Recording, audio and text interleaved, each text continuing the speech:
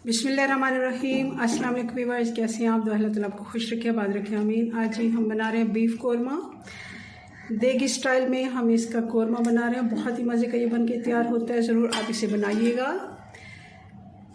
मैं दावत स्पेशल बना रही हूँ क्योंकि मुझे और भी साथ साथ डिशेस देखनी है, इसको भी साथ साथ बना लेते हैं। बहुत आसानी से ये बन सकता है, थोड़ी सी अगर आप तैयारी कर लेते हैं पहले से। चलिए इसको बनाना शुरू करते हैं। रेसिपी पसंद आए लाइक कर दीजिएगा।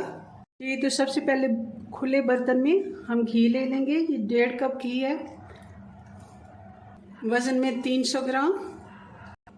इसको गर्म होने देते हैं। और अगर आपने पहले से मेरी तरह प्याज फ्राई करके रख लिया है, बेरिस्ता बना लिया है, तो आसानी से आप इसको जल्दी से बना पाएंगे। अगर नहीं तो इस जगह पे हम सबसे पहले प्याज फ्राई करेंगे। जैसे कि 2 किलो का हम बना रहे हैं तो उसके लिए आधा किलो प्याज आराम से इसकी लग जाती है। आधा किलो प्याज सफाई होने के बाद जितनी रह जाती है तो वो हम सारी फ्राई कर लेंगे।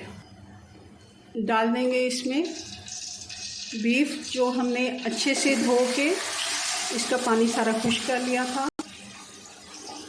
इसको हम अच्छे से फ्राई कर लेंगे 4 से 5 मिनट। और दूसरी तरफ एक खुशबूदार मसाला बना लेते हैं जिसमें 5 से 6 छोटी इलायची, 2 बड़ी इलायची, 1 टुकड़ा दालचीनी का और 10 से 12 लौंग है, 1.5 टीस्पून काली मिर्च और 2 से 2.5 टीस्पून ज़ीरा पाउडर। ज़ीरा साबुत है तो इसको काला ज़ीरा है। इसको हम सारे मसाले को पीस लेते हैं दरदरा सा। और थोड़ा सा खड़ा मसाला हम इसमें भी डाल देंगे। 1 बड़ी इलायची, 2 दालचीनी के छोटे वाले टुकड़े हैं, 4 से 5 छोटी इलायची, हरी वाली इलायची, 6-7 लौंग हैं और कुछ दाने काली मिर्च के हैं।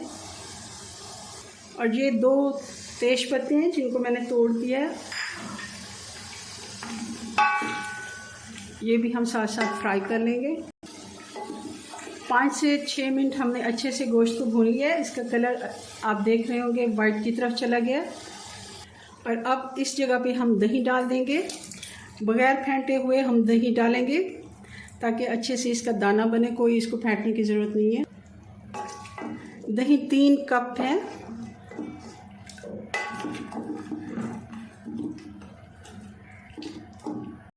अब हम इसमें मसाले डाल देते हैं। 1 टीस्पून हल्दी है, 1.5 टीस्पून नमक है, आप हस्ब ज़रूरत ज़्यादा कम भी कर सकते हैं। और 3 टीस्पून या 1.5 टेबल स्पून आप इसको कह सकते हैं लाल मिर्च का पाउडर। और धनिया पाउडर जाएगा 3 टेबल स्पून। और साथ ही इसमें डाल देंगे जो हमने सबसे पहले कुछ मसाले पीस के रखे थे। और जायफल जावित्री का 1 टीस्पून। दही ने अच्छा भला पानी छोड़ दिया, इसमें पानी डालने की ज़रूरत नहीं है। इसको हम ढक्कन लगाएंगे। और साथ ही 1 टेबल स्पून हम इसमें केवड़ा वाटर डाल देंगे और थोड़ा सा दही का खंगाल में डाल दूंगी। और इसको अब ढक्कन लगाएंगे तकरीबन 1 घंटे के लिए। जी तो 1 घंटा हो गया। इसका पानी काफ़ी हद तक खुश्क हो गया। आंच हल्की थी, अब थोड़ी सी मैं आंच तेज़ करूँगी। और इसमें डाल देंगे 2 से 3 टेबल स्पून अदरक और लहसुन का पेस्ट। और साथ ही इसमें डाल देंगे, ये आप उस टाइम भी डाल सकते हैं जब हमने गोश्त को फ्राई किया था, मगर उस टाइम मुझे भूल गया था। कोई ऐसा इशू नहीं है क्योंकि अभी इसकी भुनाई बाकी है, तो इस जगह पे भी डाल सकते हैं, ऐसा कोई इशू नहीं है। और प्याज जिसको मैंने फ्राई करके रखा हुआ था, इसमें थोड़ा सा पानी में डाल के और भी डाल देती हूँ। इसको मैंने दरदरा सा पेस्ट बना लिया। बहुत ज़्यादा इसको हमने पीसना नहीं है, या आप हाथ के साथ भी इसको तोड़ सकते हैं। इस जगह पे अब थोड़ी सी आंच मैं तेज़ कर दूंगी ताकि जो बाकी पानी बच गया वो भी खुश्क हो जाए। और गोश्त में थोड़ी बहुत कसर बाकी है अभी, तो वो भी अच्छे से गल जाए। फिर से एक दफ़ा ढक्कन लगा देंगे 20 से 25 मिनट का।